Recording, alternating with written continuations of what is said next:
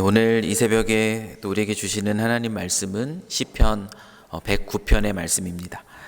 시편 109편 우리 16절부터 31절까지의 말씀입니다.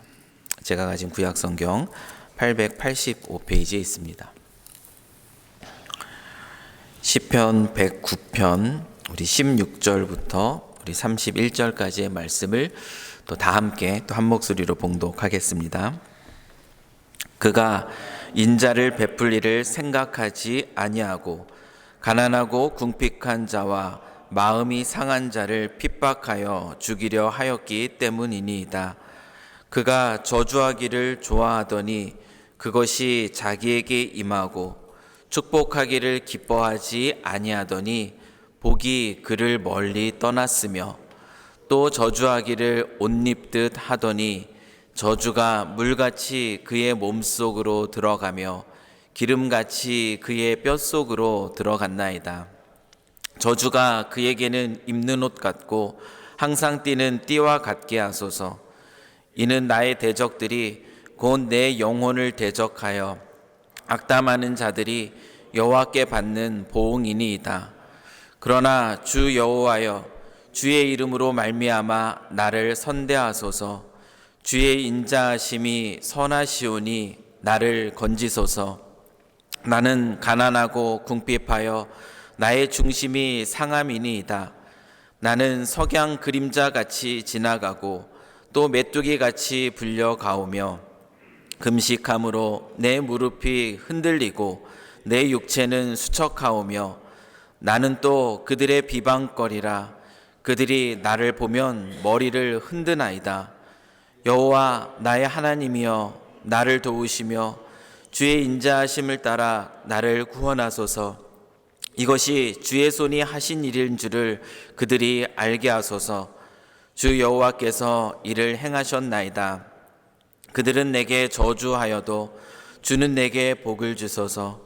그들은 일어날 때에 수치를 당할지라도 주의 종은 즐거워하리이다. 나의 대적들이 욕을 옷 입듯 하게 하시며 자기 수치를 겉옷같이 입게 하소서. 내가 입으로 여호와께 크게 감사하며 많은 사람 중에서 찬송하리니 그가 궁핍한 자의 오른손에 서사 그의 영혼을 심판하려 하는 자들에게서 구원하실 것임이로다. 아멘. 오늘 이 아침에는 억울한 일을 당했을 때 라는 제목으로 또 하나님 말씀을 또 함께 나누겠습니다. 여러분, 억울한 일을 당하면 어떻죠? 물어보는 게 아무 의미가 없을 겁니다. 억울한 일을 당하고 그런 경험을 했을 때 마음이 아무렇지도 않을 사람은 아마 단 한 사람도 없을 겁니다. 어떤 분들은 이렇게 말씀하세요. 내가 이런 일을 한두 번 겪는 것도 아니고 나는 이제 많이 단련됐습니다. 웬만해서는 저는 이제는 끄떡하지도 않습니다. 라고 간혹 말씀하시는 분도 계십니다. 하지만 그렇다고 할지라도 그 분도 예외는 아닙니다. 회복 능력이 빠른 것이지 마음이 상하지 않는 것은 아니라는 것이죠. 오늘 우리가 함께 읽은 시편 이 109편은 저주의 시로 알려있는 그런 다윗의 시입니다. 여러분, 이 시는 다윗이 자신을 대적하는 이들로 인해서 아주 심각한 그런 마음의 고통 가운데 있을 때 쓴 시입니다. 다윗이 어떠한 상황 가운데 있는지를 한번 보시면 어제 본문의 말씀인데요. 2절과 3절에서 이렇게 얘기합니다. 그들이 악한 입과 거짓된 입을 열어 나를 치며 속이는 혀로 내게 말하며 또 미워하는 말로 나를 두르고 까닭없이 나를 공격하였음이니이다. 여러분, 다윗이 마주한 상황은 어떤 상황인가 하면 정말 영문도 모르는 까닭 없는 공격을 당하고 있는 상황이 다윗이 마주한 상황이에요. 공격을 한다라는 것은 어떤 의미가 담겨져 있습니까? 어떻게 해서든지 이 공격함으로 인하여서 이 다윗을 무너뜨리고자 하는 그 의도가 있습니다. 방법은 어떤 방법을 쓰고 있냐면 마음에 악한 마음이에요. 그리고 마음에 미워하는 마음입니다. 이 악한 마음과 이 미워하는 마음으로 거짓과 속임수의 말, 미워하는 말로 공격하는 것이에요. 이와 같은 방법으로 무너뜨리려고 달려드는 그러한 상황 속에 있는데요. 그런데 문제는 무엇이냐면 다윗을 이처럼 공격하는 사람이 그와 전혀 상관이 없는 그런 사람이 아니라는 것입니다. 4절 말씀을 보면 나는 사랑하나 그들은 도리어 나를 대적하니. 5절 말씀도 보면 그들이 악으로 나의 선을 갚으며 미워함으로 나의 사랑을 갚았사오나 라고 말하고 있습니다. 다윗을 공격하는 사람이 그가 전혀 모르는 사람이라면 도대체 저 사람은 왜 저럴까? 그 충격이 덜할 것입니다. 그런데 4, 5절 이 말씀, 방금 읽어드린 이 말씀을 보면은 다윗을 지금 대적하고 있는 사람은 어떤 사람인가 하면 개인적으로 다윗과 가까운 관계에 있었던 사람이 분명합니다. 다윗이 사랑했던 사람이고 그리고 다윗이 그 선함을 베풀었던 사람입니다. 선으로 대하고 사랑으로 대했고 그리고 여전히 이 시편의 내용을 보면은 그 사랑하는 마음과 선을 대하고자 하는 그 마음은 여전합니다. 그런데 그러한 가까운 사람의 배신, 심지어 그에게 거짓의 말로 공격당하고 있다면 여러분 그 마음이 어떻겠습니까? 25절 말씀도 보십시오. 나는 또 그들의 비방거리라. 그들이 나를 보면 머리를 흔드나이다. 사랑했었으나 그러나 이제는 자기를 대적하는 자들, 또 그들의 거짓에 동조하는 자들에 의해서 비방을 당하고 있습니다. 온갖 비방을 당하고 있고, 이 머리를 흔든다라는 표현은 무슨 표현이죠? 머리를 흔든다라는 것은 그 태도를 이야기하고 있는 것인데요. 무시하는 태도, 경멸하는 태도, 조롱하는 태도를 의미합니다. 그들에 의해서 무시당하고 이 결명당하고 경멸당하고 그리고 이 조롱을 당한다면 아무리 산전수전 다 겪었다 하더라도 말씀드렸듯이 마음이 아무렇지도 않을 사람은 단 한 사람도 없습니다. 오늘 본문에 표현되고 있는 하나님께 제발 그 나를 이 큰 고통으로부터 건져달라고 기도하고 있는 이 다윗의 마음이 어떻게 드러나고 있는가 한번 보시면요. 22절 말씀을 보십시오. 가난하고 궁핍하여 나의 중심이 상함이니이다 라고 그가 고백하고 있어요. 물질적으로 가난하고 물질적으로 궁핍하다라는 것이 아닙니다. 지금 처해 있는 이 상황 속에서 마음이 너무나 비참하다라는 것의 표현이 가난하고 궁핍하다라는 거예요. 너무나 비참하고 너무나 마음이 아프고 그 마음의 중심이 상한다라는 것을 고백하고 있어요. 23절 말씀을 보면은 석양 그림자같이 지나가고 그리고 메뚜기같이 불려간다라고 자신의 존재, 자신의 처지를 이와 같은 비유법을 통해 가지고 설명하고 있는데요. 그의 마음이, 다윗의 마음이 철저하게 무너져 있다라는 사실, 석양의 그림자처럼 이제는 곧 깊은 밤이 드리울 것, 바람에 휩쓸리는 메뚜기처럼 어찌할 바를 모르고 여기저기 흘러가는 그런 마음의 상태를 표현하고 있습니다. 어제 본문인 백구편 1절부터 15절에 나오는 이 대적자들을 향한 이 다윗의 저주의 글들, 아마 여러분들도 읽어보시면서 굉장히 놀랐을 텐데요. 이 다윗의 저주는 다윗이 그만큼 자신의 마음의 고통이 얼마나 큰지를, 얼마나 상한 심령 가운데 있는지를 보여주고 있는 증거입니다. 여러분 이 시편의 말씀, 이 시편 109편의 말씀을 읽으시면 여러분 어떤 생각이 먼저 떠오르시나요? 여러분 어떤 마음이 먼저 여러분 드시는지, 아마 이 말씀을 읽으면서요, 우리가 당했던, 여러분 자신이 경험했던 이 억울한 일, 억울한 상황, 그것들이 아마 먼저 떠오르지 않을까요? 이 다윗이 느끼는 이 고통에 공감하면서 나의 마음을 아프게 했던 많은 우리 주변에 사람들이 있다면 그분들의 얼굴들이 떠오를 것이에요. 이 다윗의 이 저주를 읽으면서 그래, 내 마음도 그래, 거참 시원하다라고 아마 이런 생각이 드실 수도 있을 겁니다. 아마 여러분들은 아니실지는 모르겠지만 저는 그래요. 이 말씀을 읽으면 이런 생각이 먼저 드는 것이 사실입니다. 그런데 이 말씀을 읽고 또 읽으면 성령께서는 결국 우리의 마음을 다스려 주세요. 이 성령께서는 결국 저를 누구 앞으로 데리고 가냐면 결국 예수 그리스도 그분 앞으로, 그 십자가 앞으로 저를 옮겨 놓는 것을 말씀을 읽고 또 읽으면 깨닫게 됩니다. 완전하신 하나님, 그분의 아들이죠.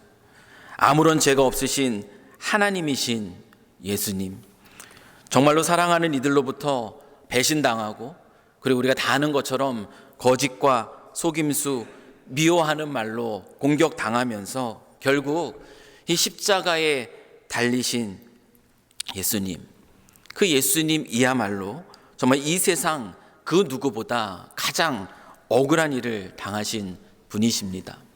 그분 앞으로 이 말씀은 저를 그분 앞으로 이끕니다. 가장 억울한 일을 당하셨던 예수님의 모습, 그 모습을 보면서 생각하게 하시는 거예요. 여러분, 그분의 모습은 어떤 모습이죠? 정말 완전하신 하나님이에요. 우리의 인간은 연약합니다. 때로는 실수합니다. 그러나 완전하신 하나님, 그 하나님, 정말 까닭 없는 사람들의 배신과 그 공격 속에서 십자가로 가실 때에 그 예수님의 그 모습은 어떤 모습이었는가? 그분은 분앙과 그 원통함을 어찌할 줄 모르는 그런 모습이 결코 아니었다라는 거예요. 예수님은 자기를 십자가에 못 박는 그 어리석은 이스라엘 백성들, 그 백성들을 보시면서 눈물을 흘리십니다. 긍휼의 마음으로 눈물을 흘리셨고요. 사람들에 대해서는 잠잠하셨지만 하나님에 대해서는 크게 입을 여셨습니다. 기도의 입술로 하나님께 더 가까이 나아가셨어요. 십자가에 달리셨을 때 십자가 위에서 예수님은 그들을 바라보시면서 저들을 용서해 달라고 하나님께 기도하셨고, 그리고 예수님은 자기 자신의 영혼을 주님께 맡기셨습니다. 이것이 완전하신 하나님, 아무런 죄가 없으신 그 하나님이 정말로 억울하게 십자가에 달리실 때까지 나타내셨던 모습입니다. 사랑하는 성도 여러분, 여러분들은 삶을 살아가면서 이와 같은 억울한 상황들, 또 억울한 일들을 마주하게 될 때에 여러분들은 어떤 모습으로 또 그 억울함 앞에 서 있습니까? 그와 같은 일을 당하여서 마음이 상해 있을 때 오늘 주시는 이 말씀은 우리를 십자가로 이끕니다. 억울함 가운데 있다면 우리를 사랑하시는 십자가, 그 십자가에 계신 우리 주님, 이 주님께로 나아가시는 저희 모두가 되기를 이 시간 간절히 소망합니다. 다윗은 자기 스스로 심판자가 되려고 하지 않았습니다. 4절 말씀을 제가 다시 읽어드리면, 나는 사랑하나 그들은 도리어 나를 대적하니 나는 기도할 뿐이라. 다윗의 반응은 무엇이죠? 나는 사랑해요. 그런데 그들은 도리어 나를 대적해요. 그러니 어찌해야 된다라고 말합니까? 심판자가 되어서 내가 가만히 있나 보자, 그렇게 말하지 않습니다. 다윗은 나는 기도할 뿐이다 라고 얘기합니다. 그 자신의 마음을 오직 하나님께만 아뢰입니다. 그 선하시고 공의로우신 그 하나님, 그분께 기도하며 자기의 영혼을 아버지 하나님께 맡기고 있습니다. 사랑하는 성도 여러분, 우리는 선택할 수 있어요. 이와 같은 상황 속에서 스스로 심판자가 되기를 선택할 수 있습니다. 원통함을 갖고 이 미워하는 말, 비방하고 대적하는 말, 머리를 흔드는 태도로 누군가를 무시하고 경멸하고 저주하며 마음의 시원함을 얻는 이 심판자의 선택을 할 수가 있습니다. 그러나 명심하십시오. 거기에는 결코 평안함이 없습니다. 잠깐의 시원함은 있을지 모르겠지만 결코 거기에는 평안함이 없다라는 것이에요. 우리 17절 말씀을 보십시오. 그가 저주하기를 좋아하더니 그것이 자기에게 임하고 축복하기를 기뻐하지 아니하더니 복이 그를 멀리 떠났으며 라고 이야기합니다. 스스로 심판자가 될 때에 그 심판은 그 자신에게로 돌아오는 것을 우리는 볼 수가 있어요. 우리 18절 말씀도 보십시오. 또 저주하기를 옷 입듯 하더니 저주가 물같이 그의 몸속으로 들어가며 기름같이 그의 뼛속으로 들어갔나이다 라고 이야기합니다. 저주의 말을 내뱉을 때마다 그 저주의 말이 상대에게 향하는 것이 아니라 그것이 도로 자기 자신에게 들어와 보십시오. 몸속으로 물같이 들어가고요. 기름같이 뼛속으로 들어간다 이야기합니다. 이것이 얼마나 안타까운 상황이 되는 것이에요. 스스로가 그 저주의 아래, 그 심판 아래 놓이게 되는 것을 다윗은 이야기하고 있다라는 것입니다. 사랑하는 성도 여러분, 우리의 선택은 이와 같은 선택이 되어서는 안 됩니다. 우리는 다른 선택을 할 수 있습니다. 그 선택은 무엇이냐면 십자가 앞으로 나아가는 것이에요. 저와 같은, 우리와 같은 이 연약한 자를 품으시고 용서해 주신 가장 큰 억울함 속에서도 우리를 그렇게 사랑하신 예수 그리스도, 그분 앞에 나아가는 선택, 이 선택이 바로 우리의 선택이어야 한다라는 것이에요. 나조차도 용서해 주신 주님의 마음, 그분 앞에서 주님의 마음을 묵상하고 주님의 마음을 깨닫는 것이에요. 사람을 신뢰하는 것이 아니라 오히려 모든 것을 선하시고 공의로우신 주님, 그 주님께 내려놓으며 나아가는 것입니다. 원통함을 풀지 않아야 될 그 이유들을 찾아 헤매는 것이 아니라 주님의 마음을 깨달은 가운데 이해해야 할 만한 이유들을 찾는 것이 저와 여러분의 선택이 되어야 하는 것이고, 우리 주님은 우리에게 이와 같은 선택의 삶을 살 것을 끊임없이 가르쳐주고 있다라는 것을 우리는 오늘 주신 이 말씀뿐만 아니라 신약에 나타나는 예수님의 그 많은 가르침을 통하여서 잊지 않고 기억해야 하는 것입니다. 사랑하는 성도 여러분, 하나님은 자기에게 피하는 자들을 결코 그냥 내버려 두시는 분이 아니십니다. 다윗은 시편 34편 8절에서 이렇게 고백합니다.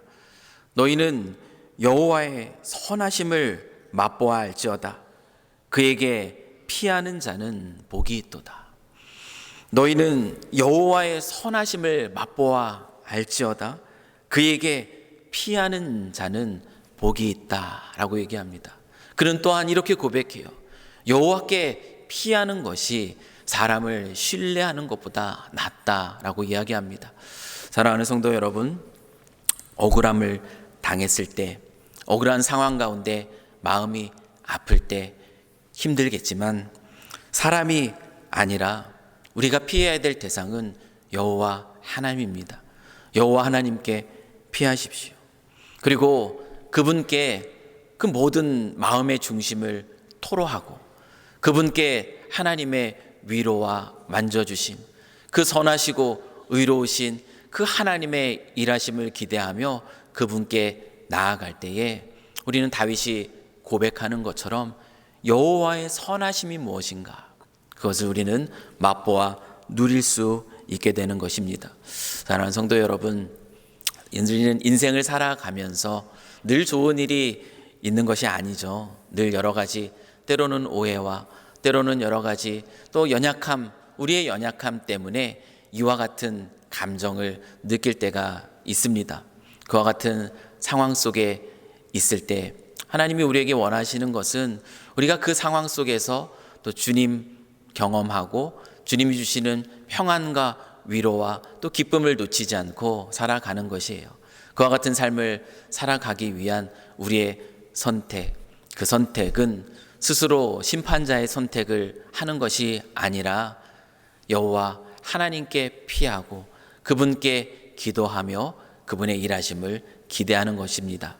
오늘 이 하루를 또 시작하면서 또 앞으로의 날들을 또 생각하시면서 주신 말씀 기억하며 여호와 하나님을 선택하는 그 선택 속에서 나를 용서하신 그 하나님, 그 하나님께 나아가서 그 주님의 위로하심을 경험하고 그리고 주님의 선하심이 얼마나 큰지를 또 맛보아 알 수 있는 그런 인생을 살아가실 수 있는 저희 모두가 되기를 이 아침 주님의 이름으로 간절히 축원합니다.